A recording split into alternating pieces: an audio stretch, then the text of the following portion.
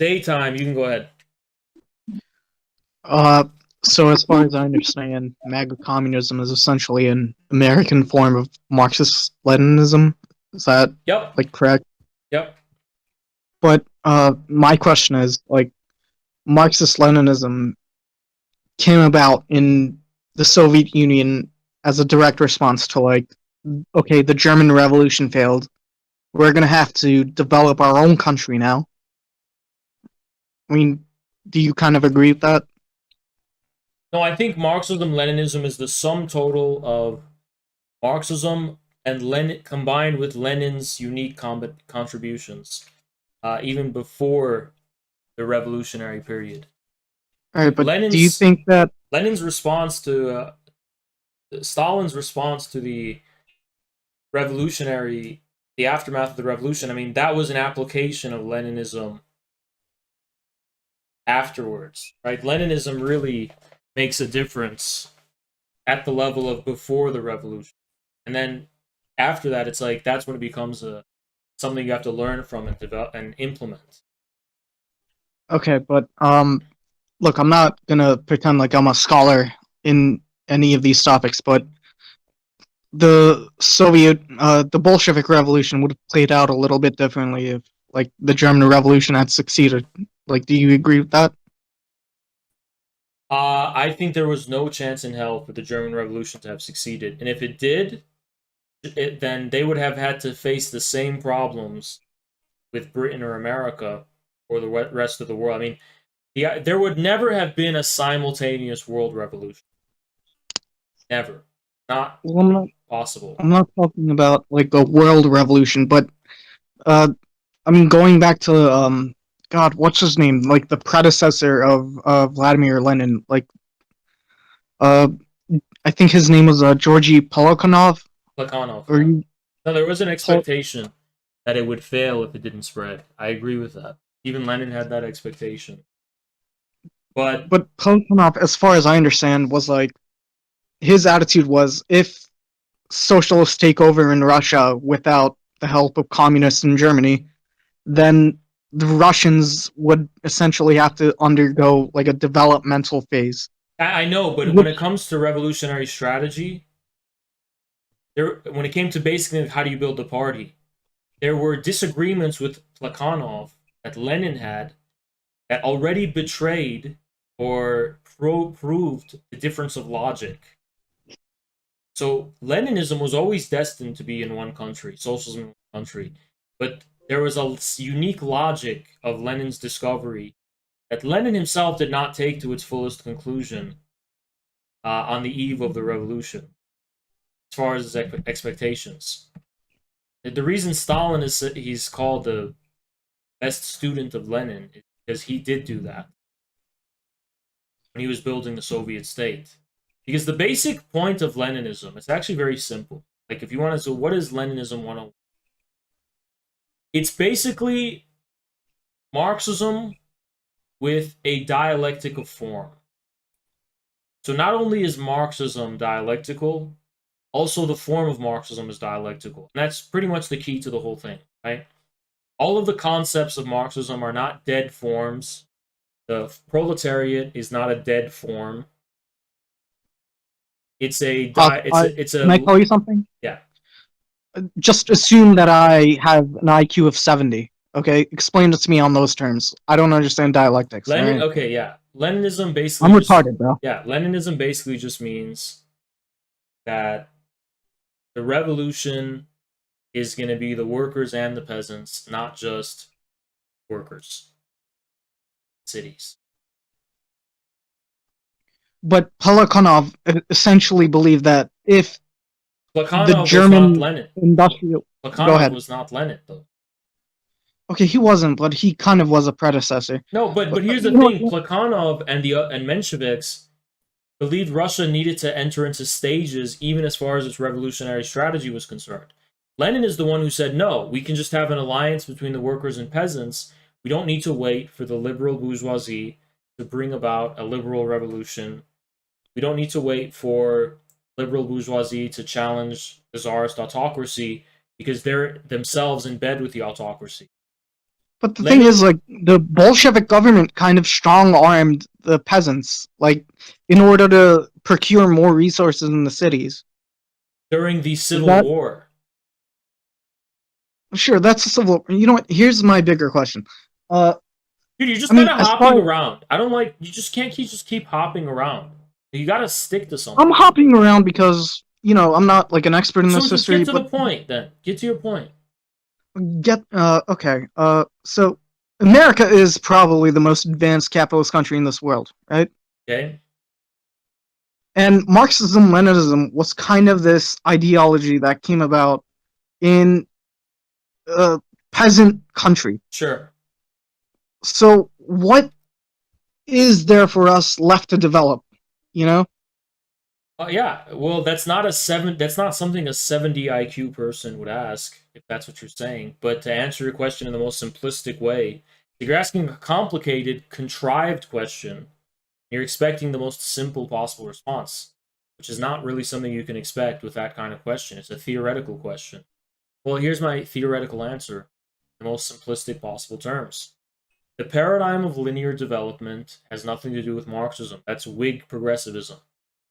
This idea that uh, the reason Russia was different because it wasn't as developed is undialectical. Russia was just as developed as the rest of Europe. It's exactly why Western Marxism was never able to prevail in Russia. You needed Leninism. And just like how Leninism couldn't even apply to China, because these are different civilizations with a completely different reality that doesn't follow the trajectory of Western European history. As far as what lessons we can draw from Leninism in the West and in America in particular, I can answer that. When it Go comes ahead. to the relationship between Marxism and the institution of the proletariat, Marxists never actually drew the lessons of Leninism in having an institutional year zero and drawing from the rule stratum because of this arrogance that, oh, we're already so advanced, rurality means nothing anymore. But even agrarian populism was a fundamental factor of something like the New Deal happening. That's true. So there was a huge blind spot of Marxists in it being able to recognize the enduring significance of geography and rurality in particular.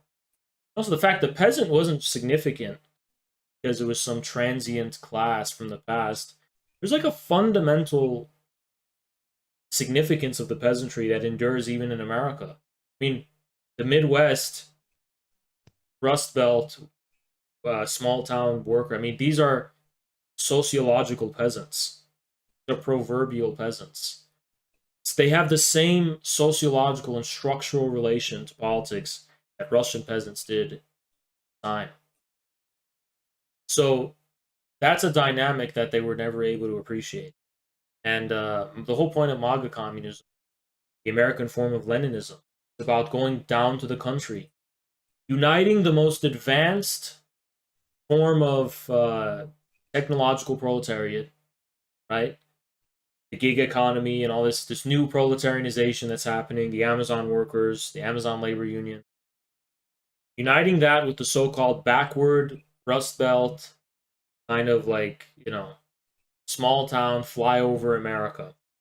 That's the unity of the workers and peasants. So that's what it is, really. Like And communism plus MAGA is it's like the workers and the peasants, if you want to think about it. is MAGA made up of uh Peasants. workers really though? Yeah, but it's like this fusion. It's like workers, but also sociological peasants from an institutional and cultural perspective. They're peasants, right?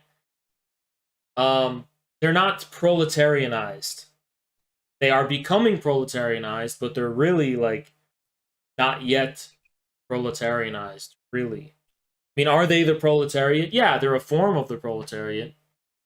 That's why I'm talking about the dialectical form, because it gets crazy, right? It's like it's a form of the proletariat. Is it the proletariat right now? Well, it depends on what you mean. Like, are they becoming proletarianized? Yes. Are they the result of the most advanced form of proletarianization? No. That's more like an Uber Eats person, or like an Amazon worker or something. Proletarianization is something that doesn't never ended. It's like, and if it never ended, that means the peasants never really ended either. It's like a cycle. I mean, it's interesting you say that because there's this uh writer, Marxist writer, by the name of Clyde Barrow, uh, and he argues that as capitalism goes forward, people are just going to become more lumpenized. You know? Um, Uh, Go ahead. I think that's not really unique. I think the lumpenization is called declassing, and it's happened across all of history. I think declassing is so overly Maga is made up of represented. people who want to be the Um, proletariat, just as Thank Trump you wanted to so be the much, Chris industrial Morlock. Holy shit, capitalist. man! I really thank you so much, man. Um, well, sorry, I was responding to a dono, but declassing is mostly overemphasized because the creative class of writers and all these people, I mean, they're themselves in danger of declassing. So in media, you always in movies, you always see declassing, right? It's so emphasized. That's because there's this always been an alliance between the lumpen and the bourgeoisie. The working class is more numerous than lumpen and declassed people, right? It's just that they don't get representation. Their interests Maybe, aren't but represented, their way of life, their state of mind, their mentality. That's not really given proper respect. we do have like more people who are heroin addicts every year, Being more addicted homeless to people every year, drugs more doesn't, prisoners every year. yeah, but that doesn't mean you're lumpen if you're addicted to drugs. Uh, the devastation of working class communities is a real thing. But what makes or break the lumpen thing is like, is this some kind of like way of life in and for itself? Like, completely being completely unemployed, no job, being a drug addict or a criminal, being like a homeless vagrant. That's not really the majority. All right, fair enough. I think my opinion, just to finish this off, is the old school early 20th century stuff is over with, Yeah, I agree. and we're left with what we have now, which is more, gig economy workers who are not, uh, you know, they don't necessarily have work or a steady income. More prisoners, more, all these kind of lumpenized elements. I don't see the And gig economy people as lumpenized at all, but I mean, I think Marx and Engels claim that like dock workers were essentially lumpen because that may they have never been had true steady for work. that may have been true for his time. Said that, but that's not. I don't see the applicability today. The dynamic of their work was essentially they go to the dock and pray to God that they're selected so that they can earn wages, and that is essentially what Uber Eats is. But No, it's that's not our what it world. is. Uber Eats corresponds to a completely different revolution in the forces of production. It's not comparable. Sociological lumpen. Uh, that's all criminality and stuff. That's not just having a precarity of It's job. not just Also, you know the what? gig economy is not necessarily like that at all. It's just like it's a different way of earning a wage, which is not based on begging, by the way. It's just like it's just not institutionalized and standardized. It's corresponding to the decentralized information technology we have today. Yeah, I mean it's not steady at all. Also, It like doesn't I have to be mean, steady to be just because you don't have a steady income doesn't make one lumpen. It's just a very bizarre. but one bad recession could, I think, turn any gig worker into like a radical reactionary. But you know I, what? I, I would I'm probably gonna disagree with what constitutes a reactionary because uh it's like I just think that word like I don't really know what you mean by that. Reactionary as in I think you anti-worker. just mean someone who's Yes. not domesticated by an institution. Well, like the working class never had these like all of these cultural. I mean, there's a lot of assumptions you make. Sounds like because people who work the like standardized jobs that are associated with the 19th century today. I mean, those people are very institutionalized. Like if you work at an Yeah, that's office or true. if you're a grad student, it's very institutionalized. It's a very steady income. So they're like, oh, I have more in common with the worker of Marx than these gig workers, right? Or these Th- truckers. Because That's not what I'm saying, but yeah, yeah, but I get what you're it's saying. just not true though, because um, the cultural institutionalization and the political institutionalization did not happen. That wasn't a thing for the 19th century industrial proletariat. The only equivalence was the labor aristocracy, which was, a class enemy for Marx and Lenin. So, you know, a lot of Marxists just assume that, oh, if the workers are more institutionalized, they're going to be less reactionary, when the opposite is actually true. Um, Less institutionalization, especially when you're talking about the decentralized information economy that we're entering into, that's freeing people from these institutions. That's a revolution in the productive forces. So saying that the gig economy people are going to be reactionary is actually a reactionary point of view, because it's like from a standpoint that ascribes progress to an outdated era of the mode of production, the forces of production. If I can give you an example, like tech workers, I myself am a tech worker, one of the lowliest bunch, because I work for a pretty shitty company. But in my experience, they're generally speaking like they're all for one, you know? Like they Yeah, always only look out for themselves. but okay, And what's your point? But I think tech workers are more likely to unionize than Uber workers are. well, that might be for like legal reasons, but No, it's not just for it, legal reasons. It's because you share a workplace, you share an institution. You all that might be share an true. institution, right? You're all socialized in the same way. But then again, we're all working from home nowadays. But But even when you're working at home, you just have such a great deal of time to kind of like, think about um yourselves and your workplace, and it's kind of like you're consolidated in an institution that you're loyal to, that you have to be loyal to. So you're like already part of some like steady collective.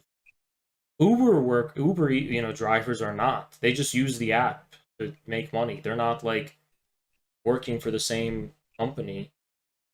They're working for themselves using the technology of a company to do it. but but you saw with like the Fed raising interest rates that a bunch of us got laid off, like all of a sudden. Like Yeah. people are getting laid off Yeah, now I at think Twitter, people in Facebook. your situation very much are becoming lumpenized and declassed. And I actually Yeah, see that's that true. with Antifa, and most socialists and leftists are made up of people like that, right? People who like work in similar jobs you do, and you know they're either dissatisfied with it or they do get laid off or something. But that's Uh, not the position of the majority of the working class, because the majority of the working class is either coming from the factory jobs of the 20th century, or they're entering into the gig economy of the 21st. And gig economy, it's not just Uber Eats and Uber and all these service stuff. There's also like trades and welders and all this kind of stuff. Even this is being subsumed. Um, Plumbers and all this kind of stuff. I So kind of agree with what you're saying, but just to add to that, like my greater point is like a lot of us from the gig workers of Uber Eats and Uber to a lot of tech workers working on bullshit apps. Like we're a part of the leisure economy. And Yeah, once but things start to go bad, we're the yeah, first but ones to that's just go. kind of focusing on the use value, not really the form of the relation to production. So Uber, for example, like the way Uber, the socialization of the gig economy works is that it's not about the use value. It's about this way of, the combination of information technology, the decentralizing information technology, with what it means to work and earn income. It's not necessarily about what you're doing, because like an OnlyFans prostitute is using that technology, but they're obviously not working, right? So I'm not Yeah, saying it's about the use value, or I'm not saying I'm talking about the use value, because there can be use values which do indeed, it's a parasitical, almost lumpen form of labor.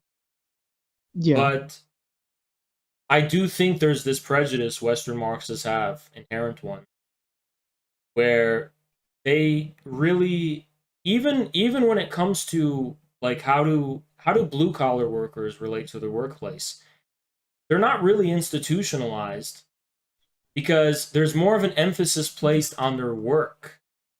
And when you have more of an emphasis placed on the work, the institution has less of a significance. When it's more based on the institution and its organization, and it's not going to be about work, it's going to be about how does the institution execute its protocols. The tech worker, you work for an institution that has protocols to execute, that has commands to execute, technologies and IPs to whatever, codes, whatever. I mean, this is so there's going to be more institutional socialization there than at a factory work, because it's not really about what you're doing, it's about how you're doing it. uh, I get what you mean. Actually, like I remember like watching some video of yours where you were arguing like MAGA are those who don't depend on institutions and Yeah, that's what I non-MAGA, mean. anti-MAGA. Yeah. Yeah, but um, would you consider like the average OnlyFans whore to be dependent on an institution? I mean, I guess Um OnlyFans is an actually, institution. no, actually, not OnlyFans is not really an institution, but I would say I think the culture that gives rise to that use value, right? The content of what they're doing is definitely an institutionalized kind of like, you know, when it comes to mainstream media and the big tech I see what you mean. institutions of culture, like censorship, that's, you can't really shame them for what they're, I mean, there's, yeah, in the universities which have propagated the sex work ideology, that the use value is definitely institutional. It's just that what they're doing is not. That makes sense. I see what you mean. Yeah. But I guess just to ask you a bigger question, open ended here. Yeah, this has got to be the last Uh, one, because it's like, but Marx said somewhere in like the Communist Manifesto that like as capitalism develops, like more people will become proletarianized. And like I think today, based on the basic definition of proletariat, like we have 13% of our working population as productive workers. yeah. Like I the think rest of us are kind Marx of was not describing a linear uh, prediction that stretches into eternity, but a logic.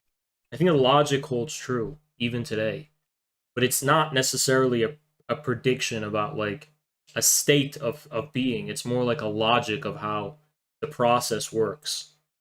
And that logic can fit within a linear paradigm of time, but it can also fit within a cyclical paradigm of time, right? Where it's like it's a logic that continually reproduces itself in new ways, rather than realizes and exhausts itself fully in this eschatological way. So I think there's different ways to think about it. Now, what Marx thought about it, he certainly could not have adopted the viewpoint that a full proletarianization would occur, because he witnessed after decades that it didn't happen. And that's specifically in England, the so-called full proletarianization corresponded to the rise of a new middle class and also a labor aristocracy. The most advanced country, England, obviously was the least revolutionary politically. So Marx took note of this, and I think his view is much less conclusive than most people assume.